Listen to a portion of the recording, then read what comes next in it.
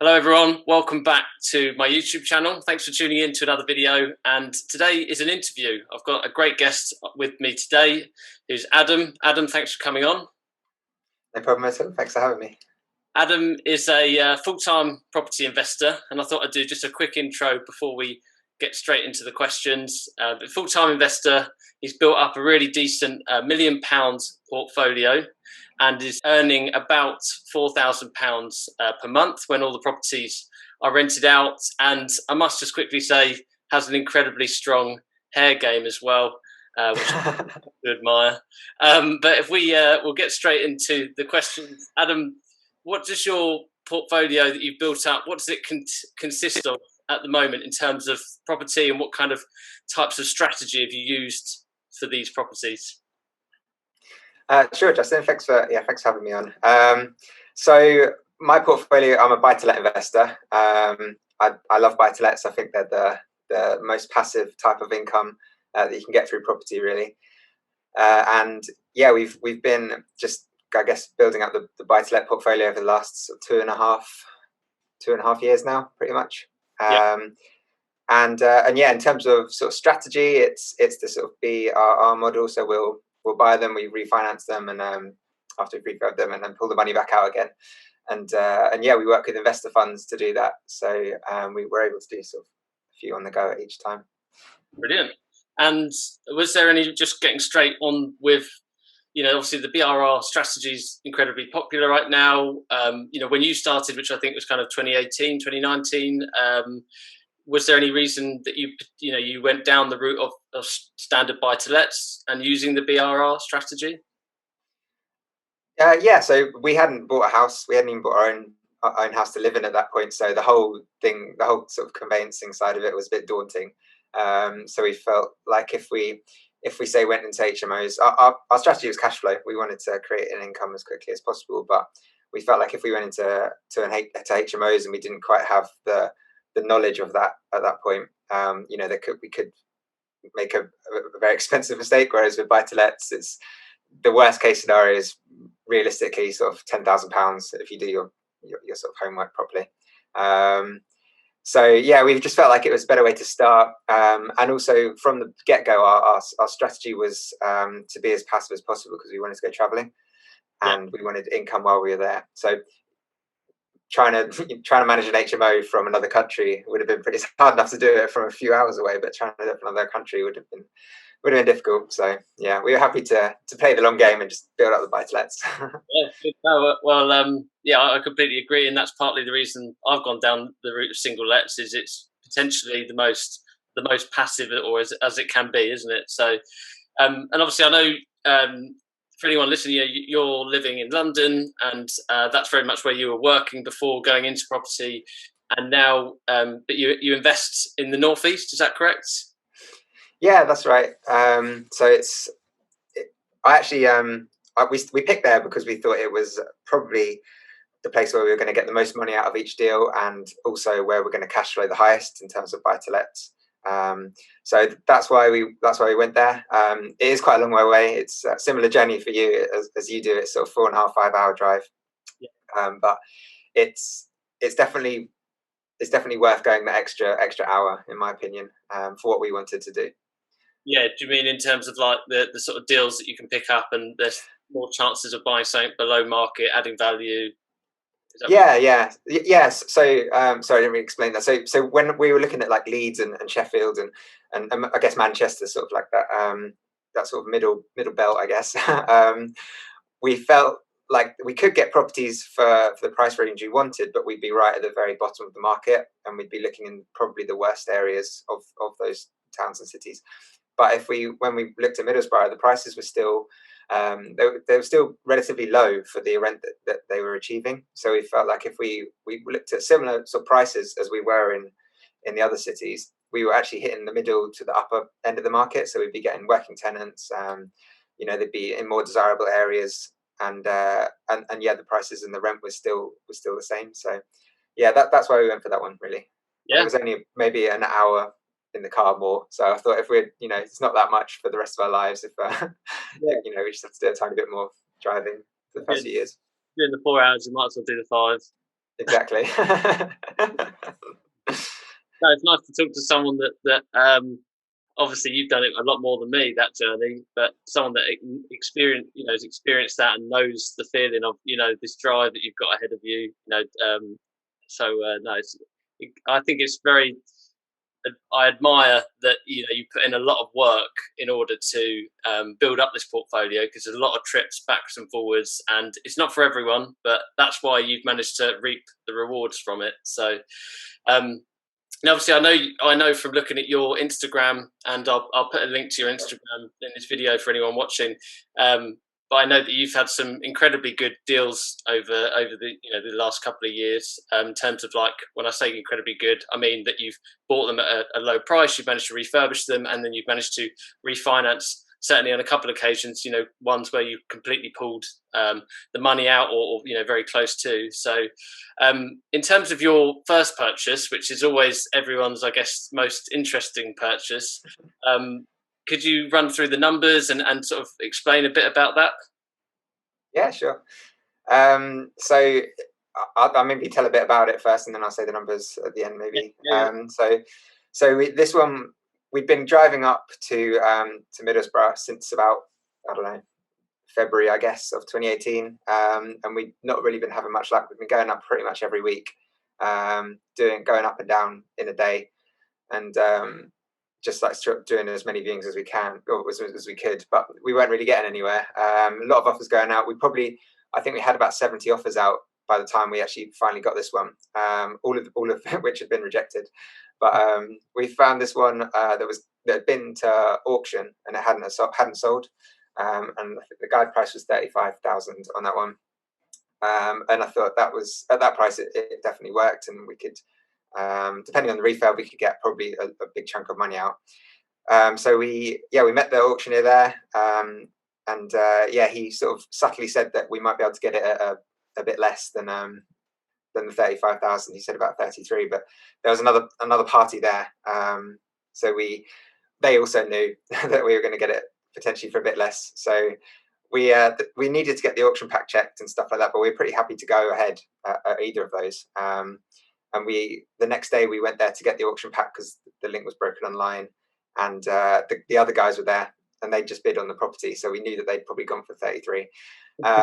So yeah, but we still hadn't got the legal pack check, so we sort of put a tentative bid in, but didn't put the deposit down, because for auctions your bid doesn't really get registered or it won't get accepted, even if they accept it, until you put the 10% deposit down. So at that point they'd accepted our offer of 35, but we hadn't actually secured it yet. And anyway, we managed to get this legal pack checked, and it turned out to be a pretty good deal in the end. So we bought it, as I said, for 35,000, and we spent about 20 on it, sort of including the fees and stuff like that. And we managed to refinance it for 75,000. So yeah, we sort of over doubled the value, and so that's a mortgage of 56,250. So it was all of our money back out the deal. What's that one rent for now? 550. That one is. Yeah. So yeah.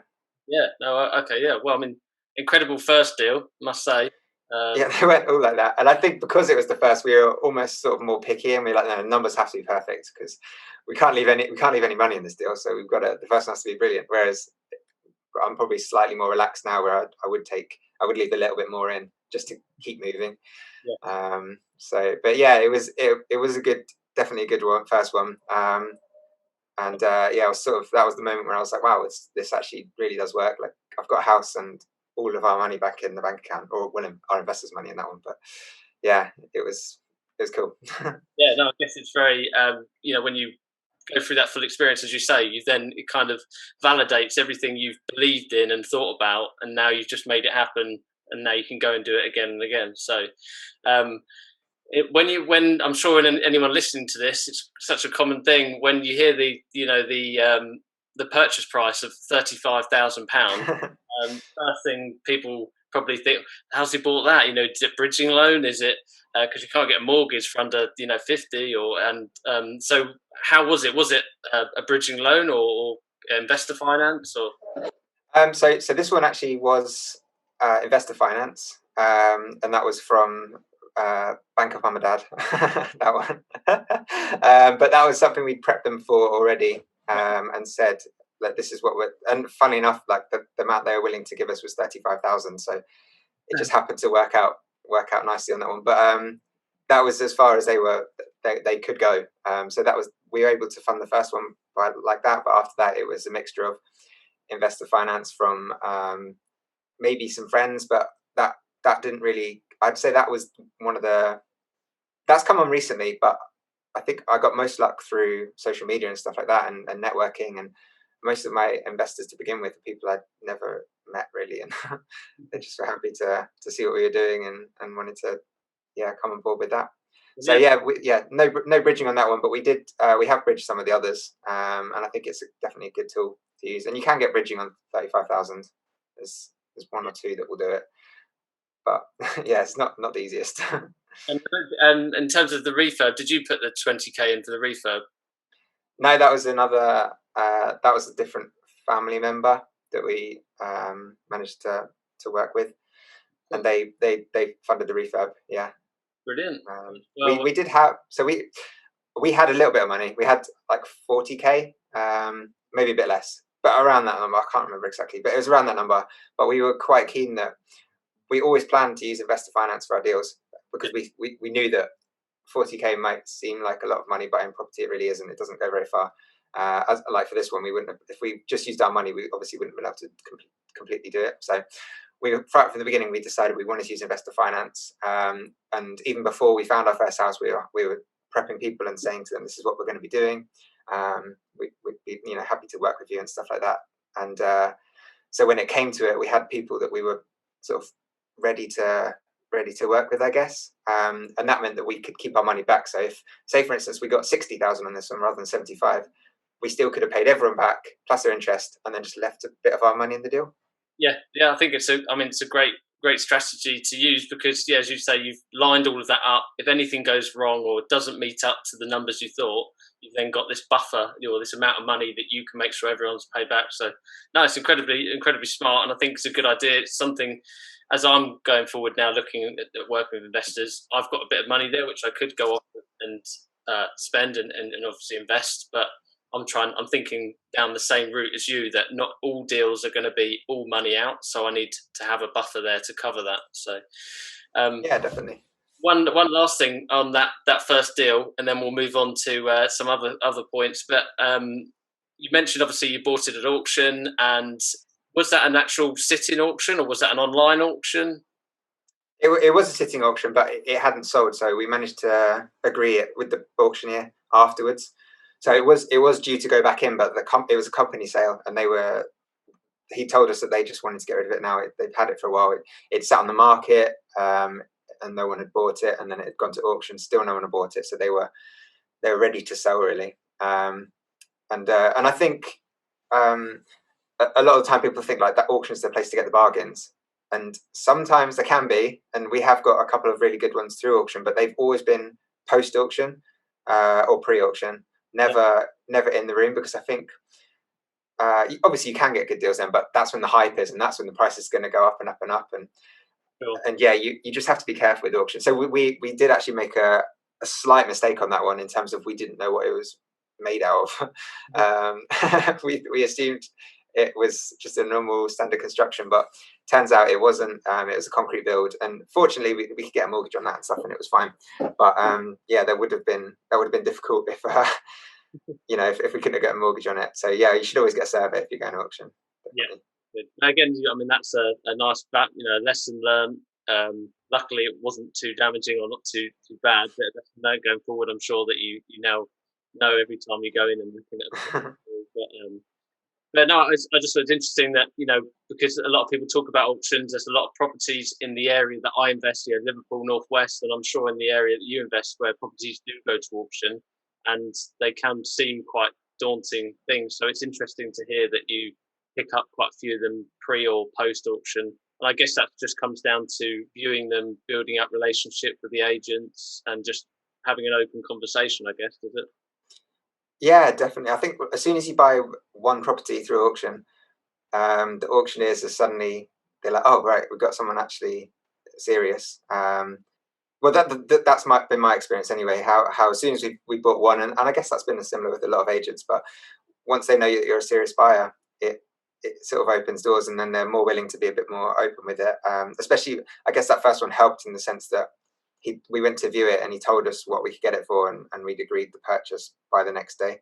So it made, I guess that made him see that we were serious. And then our best deal that we got was actually through the same auctioneer, in terms of numbers anyway. It was through the same auctioneer, and his words were that this is very similar to Mitford, which is the first one.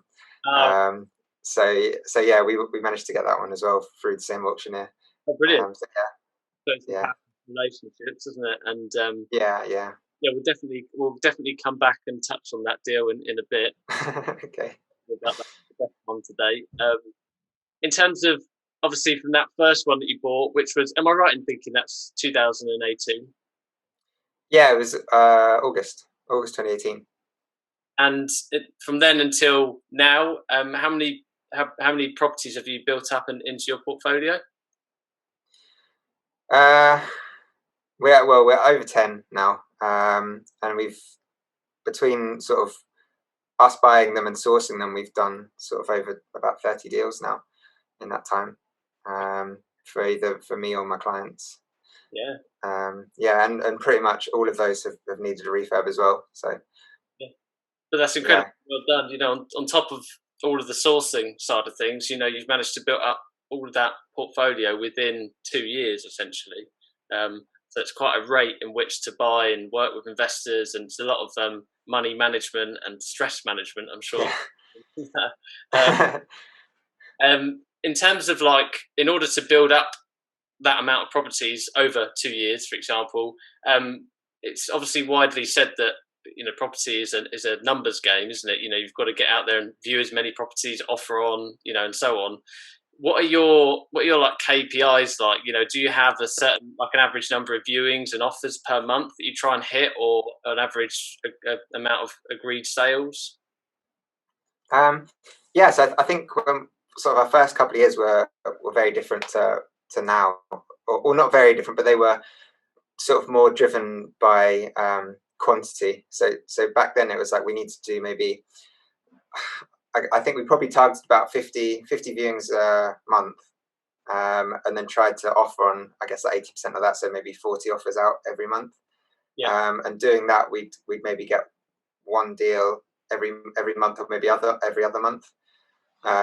So it was working out that, yeah, we had to do roughly sort of 50 offers for an offer accepted at the level that we were happy with. So that meant if we were going up to Middlesbrough, we needed to make sure every week we were doing at least sort of 10 to 12 viewings. And that's not always possible. And I think if people were to target that right now, it would be very difficult, because there's not a lot of stock on the market, and I couldn't do that now, because there's just not enough. The market's moving so quickly right now that there's not enough to view. So how that's evolved, I guess, and that's very much been, my hand's been forced on that because of this year, is I've had to be a lot more hands off with it, and I've had to work with other people, and to keep the sourcing side of things going, I've had to get other people to help me view properties and get offers accepted and things like that. Whereas before it was all me that did everything.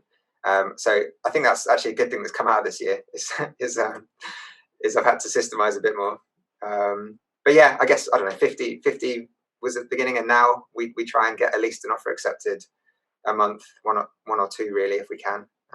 One for us, one for sourcing clients. And that's, as you say, just like offering on 80% of, and when you offer, I guess you're, you know, taking the price it's on for, you know, and working out how much you're going to have to pay for it in order to do the refurb and refinance more or less majority of your money out. Is that right?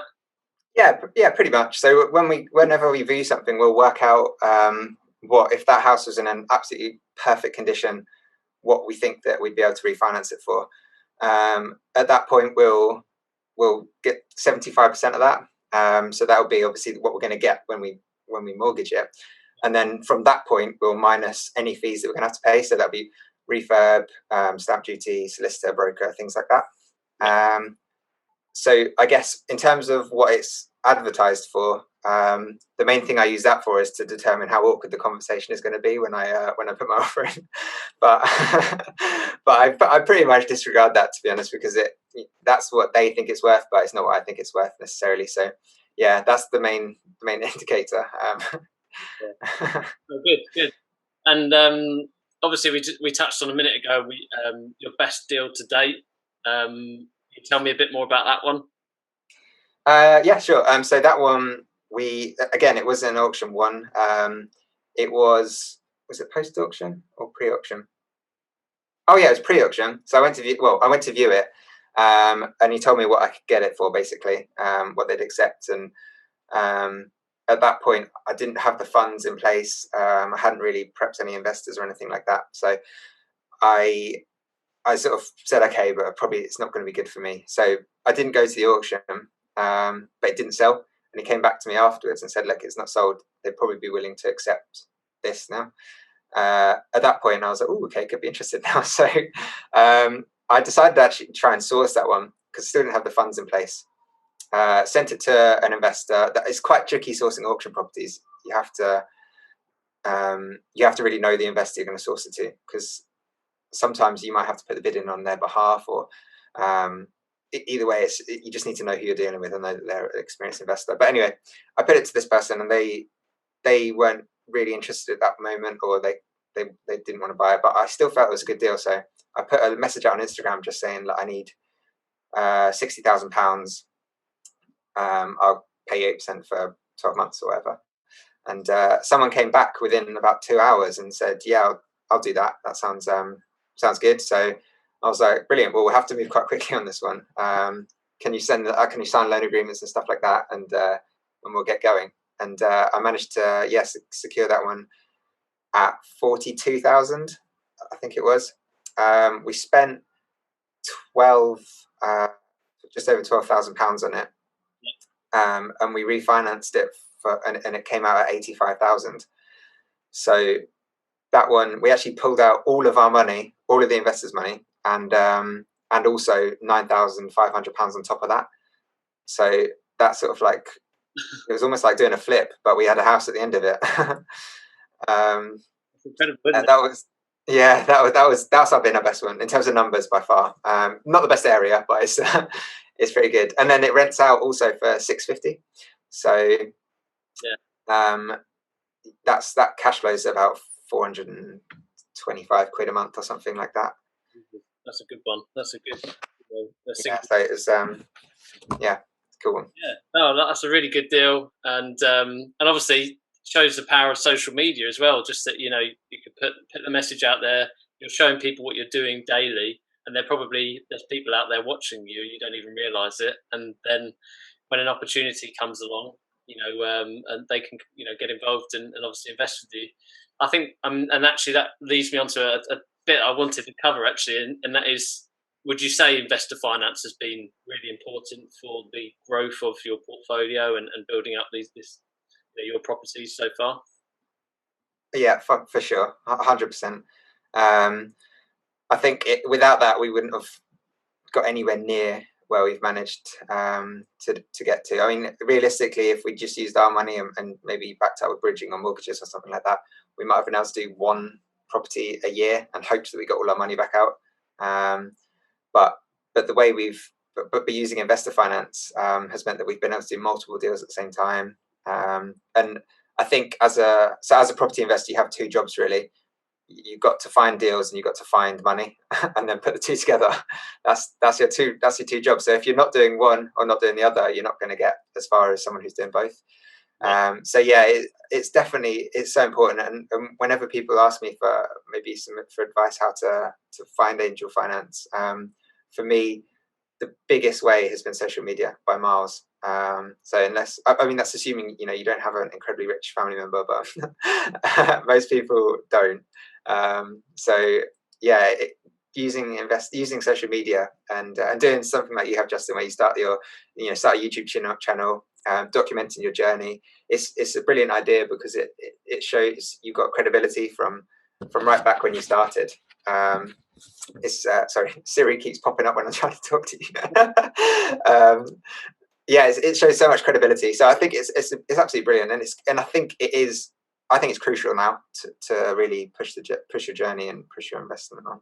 And it doesn't come out, without hard work. Because I know you know full well that you've been posting, multiple times a week for, the last couple of years, really, haven't you? You stayed religious to it and posted regularly and shared all your journey, adapted to the new reels and things that come around with Instagram and that. So no, you have to, again, I admire the work that you put in there, because it does make a difference, of course, because you've managed to raise investor finance. So yeah, incredibly well done, and I'm sure there's a lot of people looking to emulate or try and do the same as well. So now, one thing we haven't touched on is that previous to your life as a property investor, you worked in London as I believe, as a commercial electrician within some incredible buildings there, and but you worked for someone. And am I right in thinking, you wanted to kind of create your own, for want of a better term, financial freedom, and you wanted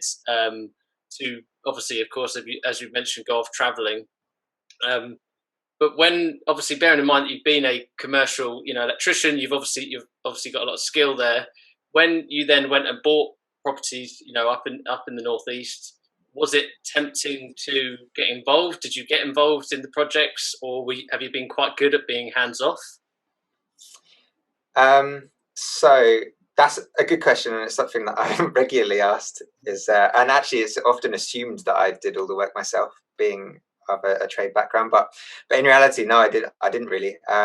So for our first year, I haven't actually touched on this yet, but for our first year, we invested from London, and I do the drive up and down. And that was kind of impossible for me to do the work on the properties. And it also didn't. The main thing is it didn't really make financial sense, because in London I was earning more than an electrician in Middlesbrough. So for me I might as well work in London rather than go up in Middlesbrough, pay for a hotel, get all my tools up there, and it just didn't make financial sense to do that. But what I was going to say is the year after that I moved up to Middlesbrough.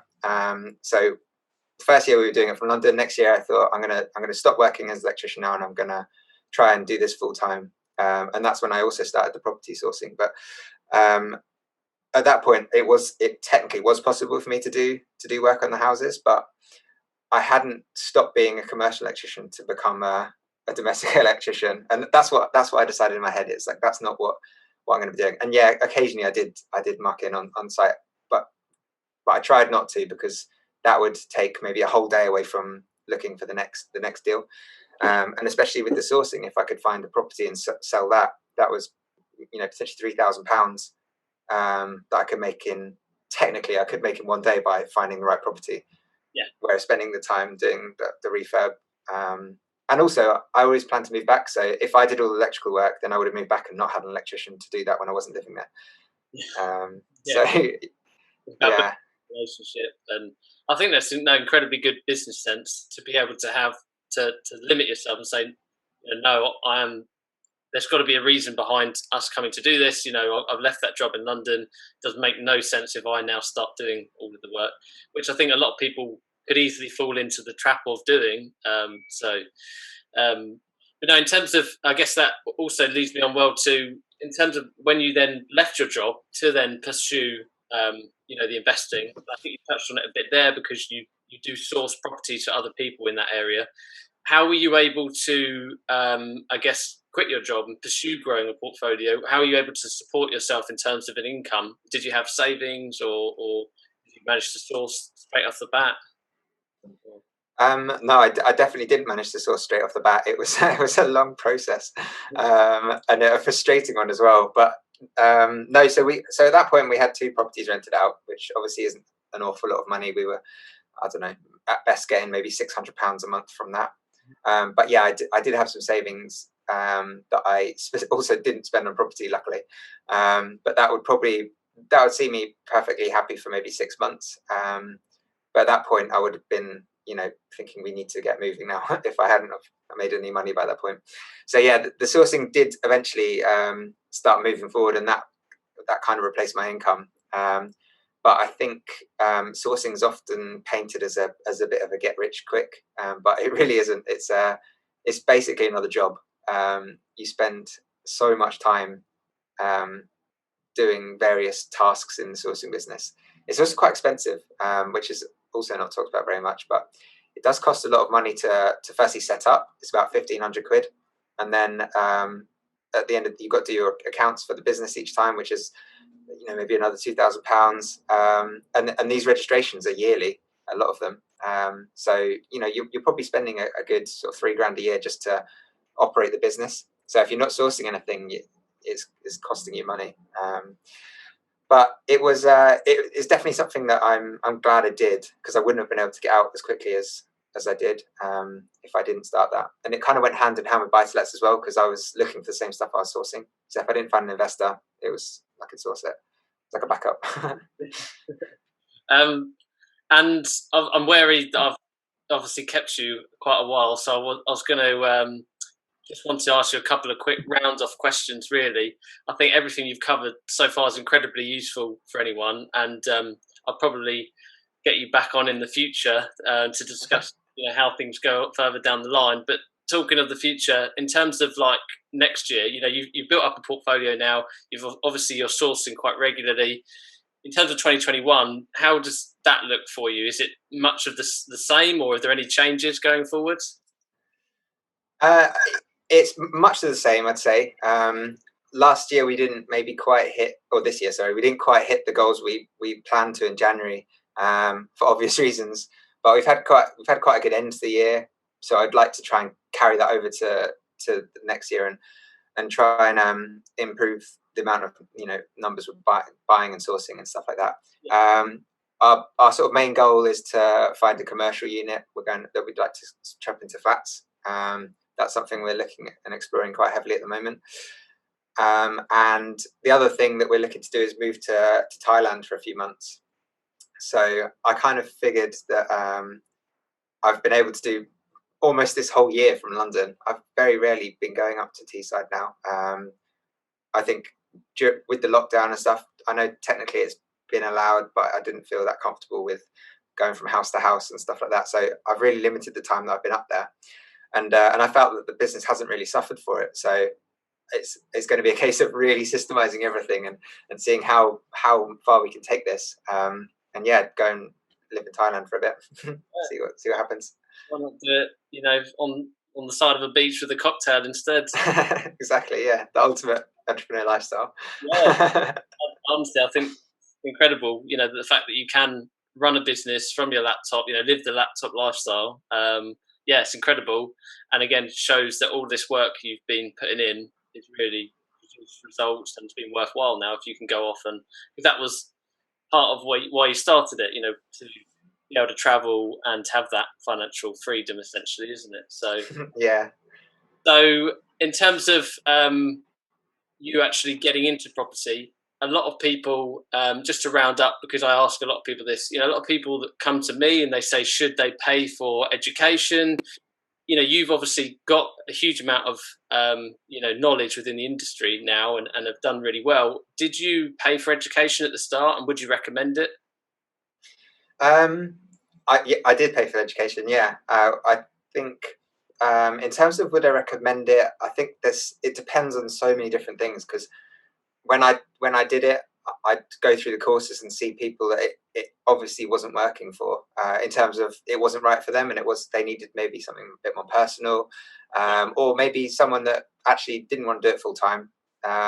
They just maybe wanted to buy a house or two, and it's unnecessary, I think, to get education if that's all you want. And I think in terms of should you do it, I think you've got to ask yourself how quickly do you want to get to financial freedom, in a sense. How quickly do you want that your income replaced? How quickly do you want to maybe get out of the job if you don't enjoy it? And do you want to do this full time, or do you just want to supplement your job? Because if you want to do it full time, I think it's important to know what you're doing because especially with certain strategies, if a lot of people go straight into HMOs, and that industry is changing so much that there's many ways that you can get up to a £30,000 fine. There's so many different ways that you can get that, and imagine if you get two of those, it's going to wipe out any profits on your HMOs for I don't know, 10 years maybe. So you've got to know what you're doing. I don't think you have to necessarily pay for it, but I think you get more if you do, probably. The other thing you could do is maybe find a mentor and work one-on-one with someone, which would probably be, I think that's much more beneficial because it's sort of tailored to you. And yeah, that's probably what I would maybe have done in hindsight, but I'm perfectly happy with what we did. And did you say, how did I get into it? Was that your question as well? Or just, would you recommend, or if there's any tips you give for anyone education-wise, which you kind of have done by saying, you can work with a mentor instead. The amount of money you might spend, I guess, on education would then pay for a year or two's mentorship, couldn't it? So yeah, definitely. So no, that's what I would do. Definitely, I think I'd recommend going down that route. And yeah, that's what I do now. So I did the sort of traditional courses, but now I've got a coach who I work with every month, and we sort of plan how we're going to move the business forward. And it's good because they're a few steps ahead of me, and they know the pain and the struggles that it takes, and they've done all the systemizing, and they've learned how to streamline a business and stuff like that. And yeah, it just saves a lot of time, really. Brilliant. No, I think that's great advice. So thanks for that. And last of all, of course, if anyone's wants to get in contact, ask you any questions, or maybe even invest with you, what's the best way for them to get in contact? Probably through Instagram, but I'm also on Facebook. So it's Adam Garland on Facebook, and then Adam Garland Property on Instagram. So yeah, feel free. I'm on LinkedIn as well, but I'm not very good at checking that one. So feel free to connect with me on there as well. But yeah, I don't expect to reply straight away. Fantastic. Thanks ever so much. I'll put links to your social media below, and yeah, I've kept you long enough. So thanks again for providing so much knowledge for everyone. I'm sure everyone will have enjoyed this interview. So thanks, and see you very soon. Yeah, well, it was an absolute pleasure. No problem at all. Thanks for having me. No worries. Cheers, Adam. Thank you. Cheers.